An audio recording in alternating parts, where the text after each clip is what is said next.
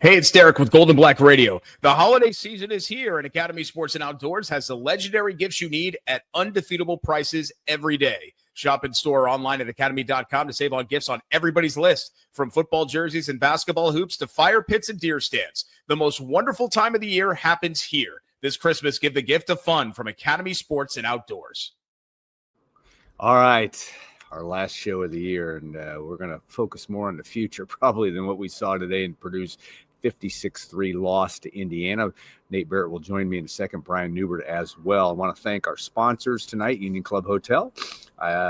Union Club Hotel at Purdue, an autograph collection retreat, blends student-run hospitality with resort luxury. And enjoy the spa, Boiler House Prime Dining, and Burke Boilermaker Golf, perfect for the wellness and Purdue fans, as well as leisure seekers. Our property offers serene escapes. Purdue fans could use that right now. Book your getaway today. And also want to thank our good friends at Twin City and Chariot Automotive Group. That's Nate's day job, serving Greater Lafayette with the best new and used Jeep selection at TwinCitySuperstore.com. All right, we're going to bring in Nate Barrett here, and if I can hit the right button, which I did. And Nate, we're going to have Brian's going to join us in about 30 seconds, but not a whole lot to say about this one. Worst loss at home in the Bucket history, and we're going to try to focus a little bit about what's next, because that's the big question, is how do you get this thing turned around. But a very, very rough night for Purdue tonight. Yeah, that's very well said, Alan. I think you can review all the stats, and a lot of them are pretty ugly, and it's all about 2026, and I think Brian's the perfect guy to bring in, and as you focus on the big picture of, okay, this is what it is, what do we do next? Well, speaking of the guy, Brian Newbert, we bring him in, and Brian, solve this for us, please. So, I mean, all I can say about today's game is that Indiana's way better than Purdue right now. Yeah. And this rivalry historically is very cyclical. This game reminded me a lot of the long time ago, completely different era in college football, the 1997 game Purdue played in Bloomington. Yeah. Same game. Yeah, Purdue was way better than IU, and the result was the exact same. Basically, it might have even been the same score, if I remember correctly. 52-7, I believe. Was that I just remember right? Purdue handing the ball off to walk-on running backs in the fourth quarter, and then Tara Graham, right? Graham, yeah. Yeah. Anyway, that's such a long time ago that yes, it is. The comparison doesn't hold, but it does remind that this has been cyclical through the course of history, and the hope has to be at Purdue. Not just in terms of this game, but the entire trajectory of the program, that this can flip in short order, at least starting with getting back to being competitive. And I think it starts tomorrow. I think Purdue's confidence that it has the right guy in Barry Odom is, still pretty strong, as it should be, or it shouldn't not be, to use a double negative, just because one season went sideways on you. I think that starting tomorrow, in this new landscape of college football, you got to sit here and you got to make a list. All right, here are the 50 guys we want to keep. If the number's 50, if there are 50, awesome for Purdue. But you got to make that list. You got to do what you got to do to retain those guys. You got to look at your staff and say, okay, this position didn't pan out or did pan out. We're going to stay with this guy, or we're going to try to look for something different. I think all options need to be on the table for next season. And, it starts with the roster. You have to figure out who you want to keep, who you don't want to keep, transact accordingly, and then identify what you really, really need in the transfer portal, how you want to dedicate your money, things like that. And, again, that starts tomorrow. And I don't think there's a moment to spare. Signing day is this week. The portal stuff is all going to come to bear here in the next couple of weeks, and it has to be an unbelievable offseason for Purdue. That much is very evident. I think you got to decide what you want to do at quarterback. They seem committed to Ryan Brown moving forward. I think they got to take a long look there, personally, but they know better than me. So players do get better. I think that's something we need to keep in mind when we look at the transaction column, the potential transaction column kind of moving into the offseason. But Purdue's got a lot of work to do here in the offseason, obviously. Brian, you and I talked in the press box for a little while tonight. the arc of the season, Brian, talk about Purdue's execution level versus what you saw IU just surgically operating tonight. Yeah, I think when you look at IU's defense, they went smaller and quicker and trying to be more disruptive. But you can do that up front when you don't make mistakes in the back end. All your guys are playing really hard. They're really disciplined. They seem to be really assignment sound.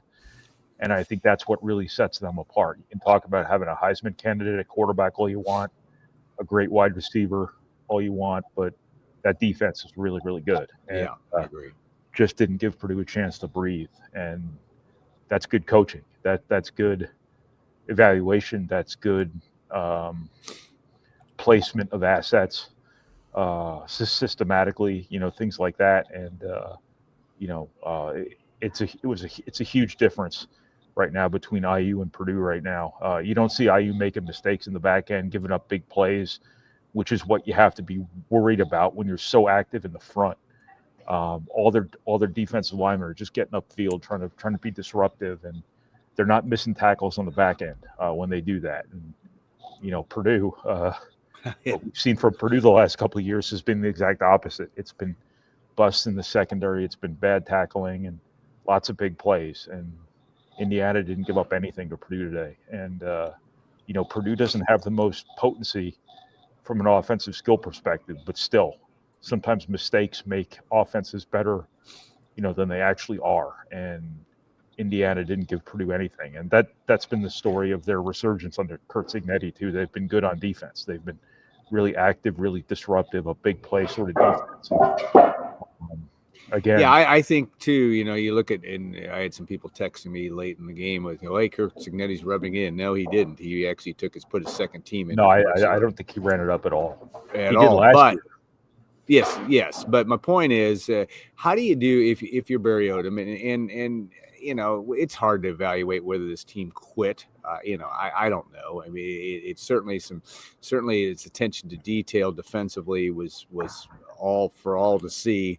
But how do you change that? Because culture was everything with Barry Odom, and he still wants to build a culture in that. But boy, it's tough when you have the kind of 10-game losing streak, and you started to have those really one-sided losses leak into the narrative with the last really the last 3 games, but especially the last 2 with Washington and Indiana. How do you fix that? Oh, you find the right guys. You find the natural wiring. And that's kind of the tricky part about the modern landscape here is that how do you get to know these guys when you recruit them? Yeah, it's so hard. Cignetti, was able to bring his James Madison team. Barry Odom was able to bring some of his guys from UNLV. The difference in those cores were obviously very different. The UNLV guys didn't pay off for Purdue the same way the JMU guys did for IU. But you just have to find guys who want to win. You have to find guys who this is important to. And that's kind of the challenge, I guess, nowadays when you're turning over these transfers every single year and you have a very short runway to get to know guys. Yeah. Alan and I were talking, Brian, before we went on about, Indiana's doing what they're doing, but take a look at a program like Iowa. They have an identity, Brian. They've had 2 losing seasons since 2001. In this era, how do you develop that identity as a program? Exactly what I just said before. I think you got to find the right guys. You have to instill a culture of discipline and not beating yourself. And it sounds so simple. Just don't get called for personal fouls every game. Don't turn the ball over. It just sounds so easy. But then you watch Iowa do it, and it makes them stand out in a way that you wouldn't think just not beating yourself should stand out. Purdue's obviously been plagued by turnovers and missed tackles and mistakes for years now, even when they were winning. This stuff wasn't rock solid when they were winning under Jeff Brom. This stuff wasn't rock solid when they were winning under Joe Tiller. It's just, I don't know why it's as hard as it is, but obviously it's a real challenge. Got to do a better job coaching, got to do a better job finding the right players. You have to have accountability in your program for personal fouls and turnovers and, all those kinds of mistakes. And just got to stop beating yourself because you're not good enough, 1 through 11 to overcome that sort of thing. It's just been kind of a really, really elusive piece for Purdue football for some reason, from coaching staff to coaching staff to coaching staff to coaching staff. I don't know why that is. Yeah. It's not like it's rocket science knowing that this stuff is important. It's just something Purdue's not been able to grasp.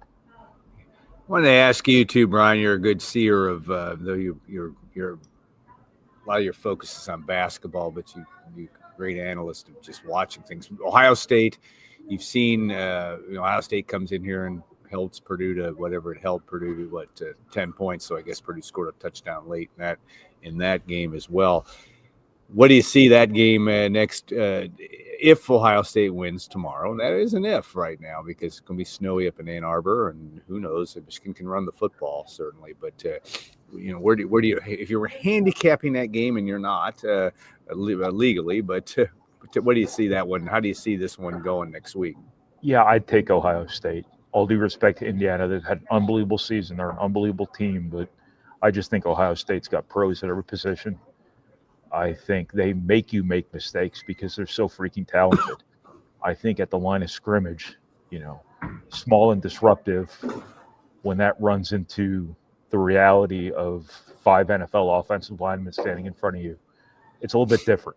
And they're playmakers. All it takes is, one mistake, one big play to really change a game. And Indiana's not used to playing from behind. And if Ohio State can get a lead, that's going to be a challenge. I think Fernando Mendoza wasn't really good today, and he still left the game with his team up 42-3. They need him to be a first-round draft pick against Ohio State if they end up playing Ohio State. They're going to end up playing Ohio State because this Michigan team's just not up to it this year. I've said that before, and I've been wrong, but I just don't see Michigan being able to beat what Ohio State has. I think Ohio State winning the national title last year has kind of lifted a burden off of them against Michigan.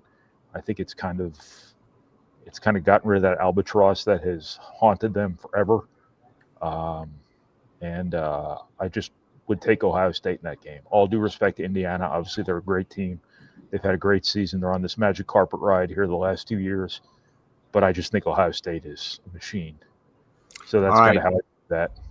All right, Brian, you have had a long day. Of course, we didn't even ask you a basketball question. Of course, you can watch Brian's rap video. And I don't know if you're going to do your drive home now, or did you already do it? I haven't done one today. Okay. You don't have to. I was going to just skip it for this because the football games okay. Come right on top of it. So yeah, I think you're right on that front. But hey, thanks so much for your coverage, and of course, Purdue men's basketball, a slow start but a big win today. And we're going to bring Dub in, and Brian, safe travels home, safe travels to your home, your stomping grounds on. Well, you're going to go Sunday, but Tuesday Purdue plays at Rutgers. Look for Brian's coverage and a lot more.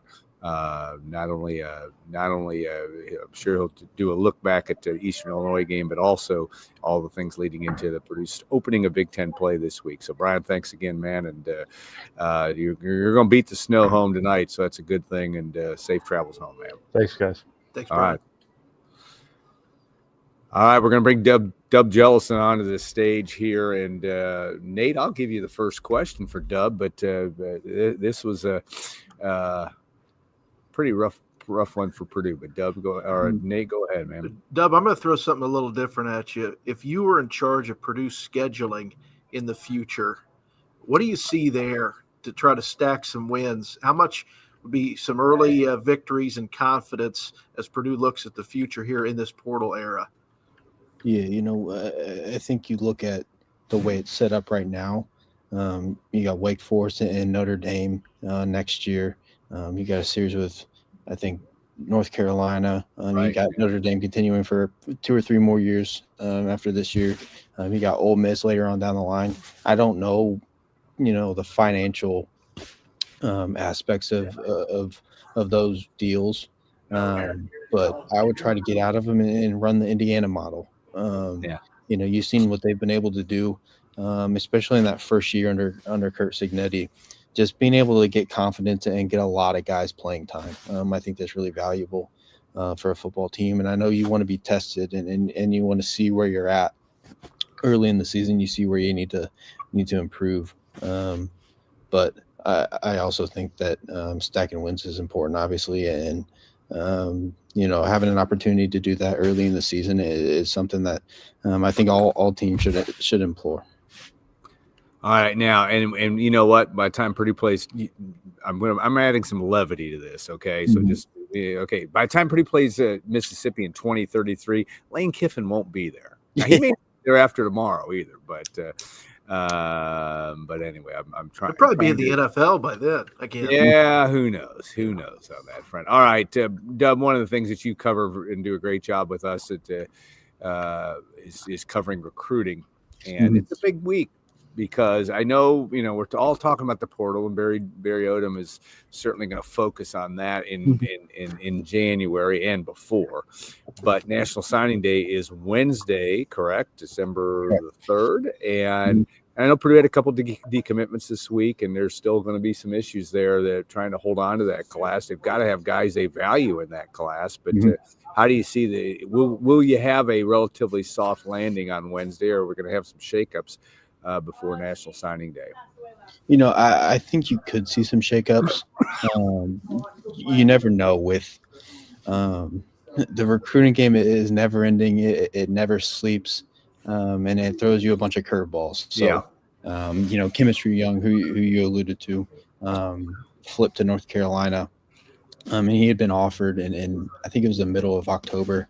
Stayed pretty quiet up until last week when he decided to take an official visit to North Carolina, and obviously flipped his commitment. You got several other guys that you're going to have to fight off other schools. I think the thing nowadays is you have to recruit your own commits like they're not your commits, if that makes sense.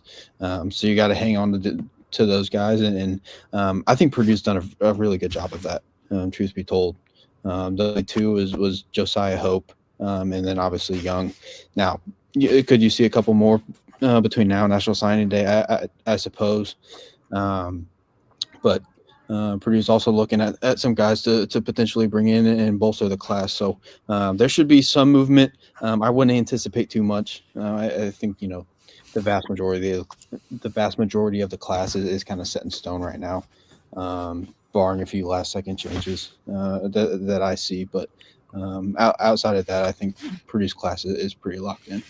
Dub, when you take a look at the average Purdue fan that would say, well, Purdue needs to hit the MAC harder in terms of portal guys, and Purdue needs to get more active in Indy, Chicago, Louisville, Detroit, or St. Louis. Just talk to that fan that would want to have that conversation with you of how is Purdue working in those areas.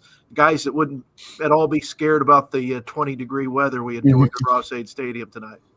Yeah, I think Purdue has pushed to get a lot of Midwest kids. You look at, a guy like Brock Brownfield, who I'm very high on, out of New Palestine. I don't know if they won state. They're playing in state, and they were up on Merrillville earlier. I didn't get a chance to check it, but he's an Indiana guy. Bam Williams, another offensive lineman from Lawrence Central, an Indiana guy.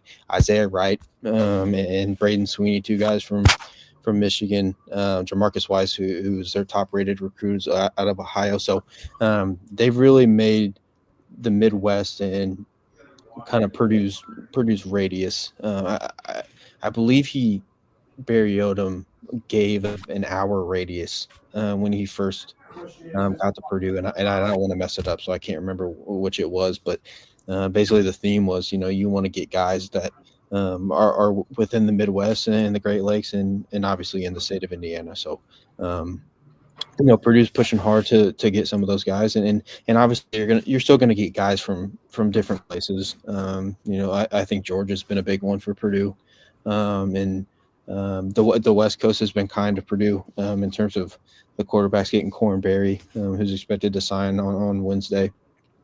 A lot of it just depends on kind of where that coach came up or where that coach made his name, where they have the connections.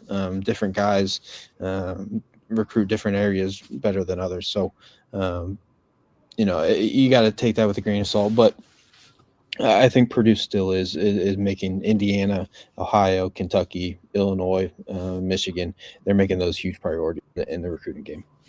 Yeah. No question about that. It's going to be the lifeblood of, trying to, change the culture. We'll ask Tom this as well, but what was your impressions of Barry Odom post game? I know Brian, I wasn't, we listened to him on radio. He is what he is there, but you got to see him face to face, probably relatively exasperated, I'm thinking. Yeah. And it's kind of what we've been talking about a little bit, just having an eye towards the future. He was complimentary of the Purdue fans and expressed his gratitude towards the seniors. Obviously, their last time playing college football. But he had an eye towards the future and was steadfast about getting this thing turned around in West Lafayette. And, it's kind of been the same message since he got here last December. About how he wants to turn this thing around, turn around fast. And I think, the last 3 games, they just are what they are. Purdue got outplayed on all 3 of those games, but I think you can still see the progress. I don't think that Purdue looked totally incompetent at any point this year. I know they lost by wide margins, but I think the foundation that Barry Odom and his staff are setting is one that it might take time, but they're taking steps in the right direction. And I want to point out, as something I talked about on Golden Black Radio earlier this week, is a lot of people get tricked after seeing what Curt Cignetti did at Indiana. Oh yeah. That's once in a lifetime. I don't know if I've ever seen anything like that before last year. I think you can look at a guy like Jed Fish and what he did at Arizona. They went 1-11 his first year, 5-7 his second year, and then 10-3, I believe, his third year.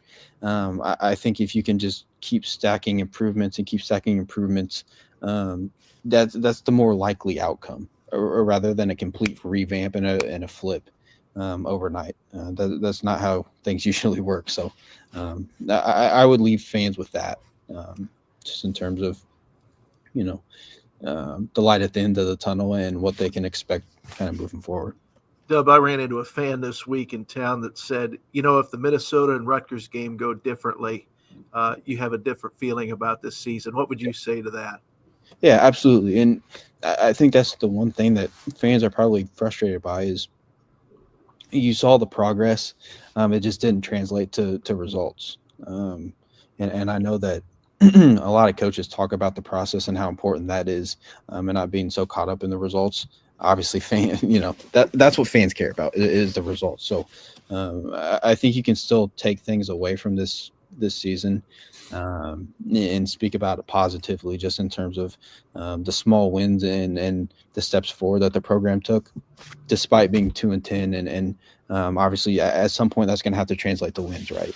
You can't win the offseason and win in practice and not have it translate to games. So that'll be the next step for Purdue going into 2026, and that starts with a busy portal period and winning on the recruiting trail.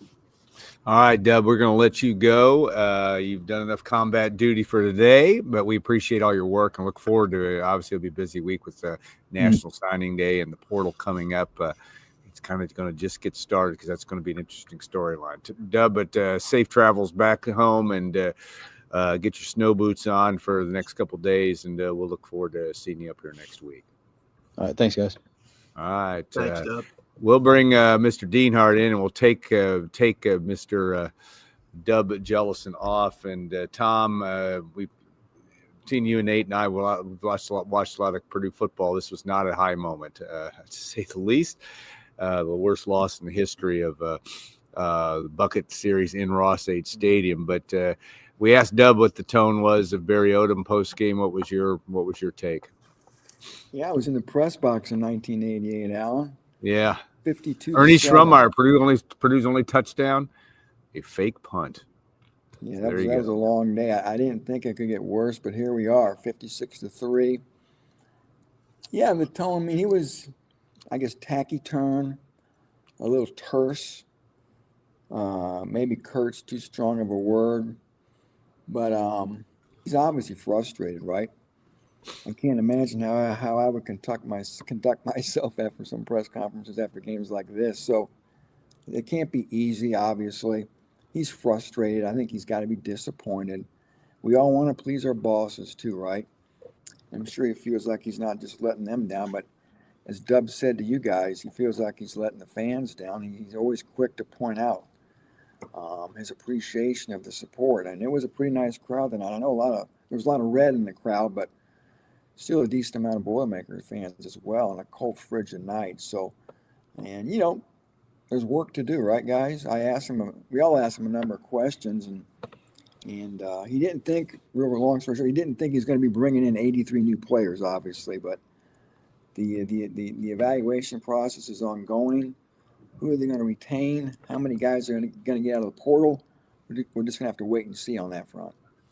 Tom, my favorite thing to do always when I get home is to read your top 10 list before I go to bed. But with that in mind, what surprised you this season?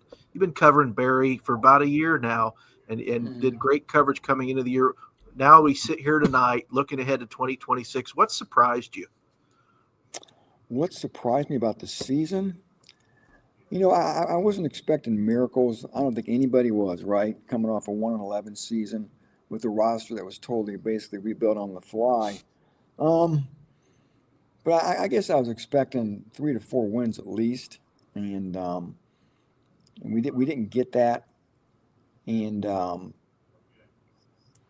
we saw the team just compete better too. And I think that was a key. That was one of the biggest things we all were looking for. I guess that wasn't a real surprise for me. But again, I think it was encouraging that they're better coached and that they did, for the most part, compete in most of these ball games, save for a handful of them.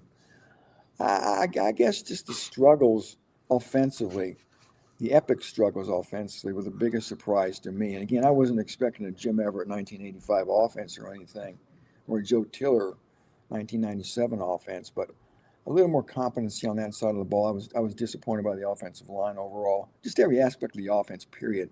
Yeah. Aside from maybe the running backs a little bit, the wide receivers, the tight ends, the quarterback play. It just got worse and worse. And I know November, the schedule was very tough. I understand that. But they scored 4 touchdowns in November. No touchdowns tonight. 1 touchdown at Washington, 1 touchdown against Ohio State, 2 at Michigan. So I think the struggles on that side of the ball were the things that surprised me the most. Mm-hmm. Yeah, you can't that I think is, and we knew this could be the case with the way that the November schedule was going to be. But I think we all felt, and I don't want to speak for you, but I'll speak for myself, that you would have a little more fight, certainly in the last 2 games. That was really disappointing. Just the fact that Washington blew you off the field. It was Nate's fault because he was out there, but and Tom was out there and I wasn't. So there you go. Still talking about Nate out there. Yeah, I know they are, but so that to me was a tough thing to swallow. And we talked about it, and Tom, you've talked about this in terms of trying to change culture. It's hard to do that. It's even harder to do it when you don't have success. I mean, Curt Cignetti came into Indiana. I know he's kind of the bellwether. He's kind of the measuring stick, unfortunately, for Purdue fans. And I know that that's not realistic, maybe, but still, 2 years ago, Ryan Walters beat Indiana and West Lafayette, right? So it's just all those factors that, I guess if you're the head football coach, you just got to focus on what you can, control what you can control at this point. You can't control what happened here in the last month of the season, and even the disappointing losses to Minnesota and Rutgers that could have turned things around a little bit. Yeah, we saw, Joe Tiller coming here in 1997. Things looked pretty bleak then, guys. They looked very bleak. Some people thought Cam Cameron was the better hire. I remember Tiller's recruiting class was the worst in the Big Ten. And there obviously were players there. And I think there's always players out there for Purdue to get. We even saw Jeff Blom do it and here at a match from Earl Hazel. And he won with basically Hazel's players. He didn't have a transfer portal. So it can be done. And that's where the coaching comes in play. I asked Barry about staff evaluations too, and of course you said everybody's evaluated. He wasn't going to give us any real details there, but I know Nate Baird followed up too. Is that with that question. Again, he got the same basic answer. Will there be staff changes? And I know they're uncomfortable questions to ask, right? But I think they're questions the fan base wonders about too. So I think if there are any big changes, I'd have to think, and maybe we'll find out about them soon. I think we start hearing about guys hitting the portal, heck, maybe tomorrow. So there's going to be a lot going on here. The portal doesn't open until January, but guys can announce their intention to enter the portal via social media. We may see some of that. So just a lot of moving parts right now, guys. I want to tell you what, there were a couple instances tonight. We really saw the difference between these programs. I think of a couple of times on the last long touchdown catch it was, where the IU guy just stiff-armed Taj Rael, and there were a couple boys who had angles on these IU player. Couldn't catch him, and Roman Hemby had a run as well. Long that was that. I thought that was really telling. I said, these guys, I think they're going to run him down. He ran everybody. He ran everybody. So, and a very, very ugly touchdown late near the north end zone where the IU guy ran through about 3 arm tackles by Purdue players and scored the final IU touchdown. I mean, just things like that. I mean, the optics don't look good. And again, you can see the talent differential across the board. It's a huge chasm. I don't care what anybody says who works for Purdue. There's a huge chasm there, and you got to take baby steps. I understand that. But again, next year is going to be a heck of a year, right? I mean, if there was a honeymoon, it's over real quick here. Honeymoon is over. Your wife's got curlers in her hair and she's smoking a cigarette and getting her ass scrambled eggs, right? Yeah. I guess if there's good news, the schedule looks easier. And Alan and I have talked about the schedule of late. 3 non-conference home games: Indiana State, Wake Forest, Notre Dame. You have 5 Big Ten road games. You go to the 3 I schools, Illinois, Indiana, and Iowa, and they go to UCLA and they go to Penn State. And you come home, you play Maryland, Minnesota. Washington comes here as well. Maryland, Minnesota, Washington. Wisconsin, I believe. Wisconsin. Right? So there you go. There's no Michigan. There's no Ohio State. There's no Oregon. There's no USC. So 7 home games. So maybe there's some at least some relief there from the schedule standpoint, because it was an awfully daunting schedule this year. We know that. Yeah, no question. Nate, we'll give Tom one more question. Fire away, my friend. I was just going to say, microcosm of the season, I felt like, was there in the third quarter when Purdue gets a completion to Watson and it comes back on a holding call, brings back a 39-yard pickup, and then the next play Ryan Brown fumbles. In those 2 plays, I feel like you have a lot of the difference of the season for Purdue. Yeah, you're right. I mean, there were a couple of snapshots like that tonight, Nate. Like I mentioned earlier, that really kind of could have served as a postcard for the 2025 season for Purdue, right? Encapsulated in one player in a quick series of plays, all unfold before our very eyes. Just a tough night for everybody, and like I said, it's going to be a long off season, I think. Just a lot of work to do here for the coaching staff, and again, like I said, Barry Odom, I know, is very frustrated, and it's going to be interesting to see how the staff looks moving forward, and what type of personnel changes that they can try to bring to the program here moving forward through the portal in particular. But before we sign off, I got to say one thing. Nate, your hair looks fabulous, buddy. No, it does, doesn't it? Late at night, 12:13, man, you're ready to go out on the town right now. Well, thank you very much, and we put a little extra That's because he's got lacquer in it for you tonight. I'm jealous, man. Yeah, yours looks good too, Tom. I knew it a while before we did this, Tom, so I put a little extra lacquer for you tonight. Yeah, looking good. I don't know. By this time next year, I'm not sure I'll have any left. But all right, guys. Tom, thanks so much. I always appreciate your work. Look for Tom's work, obviously, post game tonight. As well. It is a late night in West Lafayette, and the snows are coming, but it won't be there. But I don't think by the time we get home. But Tom, thanks again for all your work. Real quick, the quarterbacks. I just thought the quarterbacks. I asked him about the quarterbacks moving forward. Yes, go ahead. He just said he just went down his depth chart. I got Ryan Brown, I got Malachi Singleton, I've got Garrett Odom, and I've got Bennett Meredith, and they're going to continue to evaluate the quarterback. So I don't know what they're going to do there, guys. Are they going to continue to ride with Ryan Brown and Malachi Singleton when they get a quarterback out of the portal? That's one of the biggest questions everybody has too, is that quarterback spot. So Sit tight there. We should get some clarity, I would think, here sooner rather than later at that very critical position. Yeah, no doubt. All right, Tom. Thanks so Tom. much. And I'll bring Nate in to close her up. But Nate, it is what it is, and you got to move ahead. And like I said, you focus on, if you're a Barry Odom, on what the next steps are. And but I thank you. You and I have had a long history of doing this together, and this new YouTube format was fun to do. Wish we'd had a better season. It would be really fun to do one of these when Purdue pulls off a stunning win, but that may happen in 2026. Who knows? Yeah, we talked before we came on, Alan, about 3 years ago. You and I were talking about the privilege of going down to Lucas Oil Stadium for the Big Ten title game. And so Purdue fans / a lot of Cub fans in the Purdue mix know that better days will be ahead. And that's the exciting part of being a fan, is hoping for the future. So always a pleasure to be with you, my friend. All right. Thanks so much, Nate. I'm going to give you a ride back to your car, so that we'll do that. That's Very always cool. a good thing. And all time spent with Nate is always a good thing for me too, as well. All right. I want to thank our sponsors, the Union Club Hotel, and of course, Twin City and Chariot Automotive Group. Nate Barrett's day job. We appreciate them. We appreciate all of you for taking the time to join us today. A reminder, too, it's not a bad idea to think about becoming a subscriber to goldenblack.com. It's the biggest community on the internet. We have a special running that's expired today, but I look for one on Monday. I think we're going to have another one, a Cyber Monday special for those of you that we'd love to have you become a member.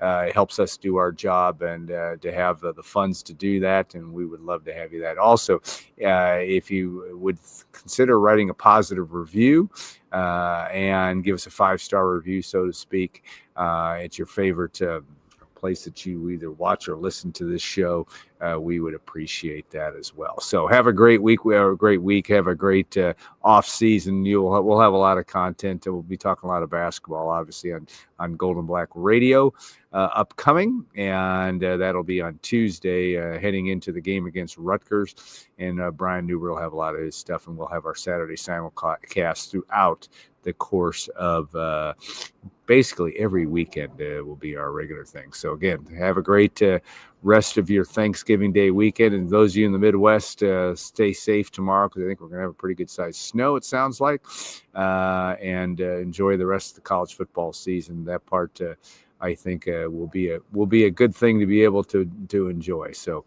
again, appreciate everybody taking the time to join us, and we look forward to 2026 in Purdue football.